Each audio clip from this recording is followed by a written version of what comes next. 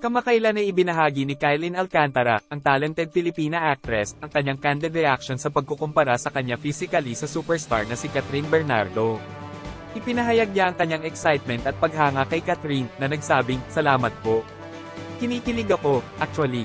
Ikinwento pa ni Kylie ng isang sandali nang mapansin ng isang celebrity doctor ang kanilang pagkakatulad, na humantong sa kanila upang mapagtanto na nagbabahagi sila ng mga katulad na tampok. Ayon kay Kylie, maganda si Catherine both inside and out, kaya isang karangalan na may kumpara sa kanya. Nakakalipay makita ang positibong pakikipag-ugnayan sa mga kapwa artist.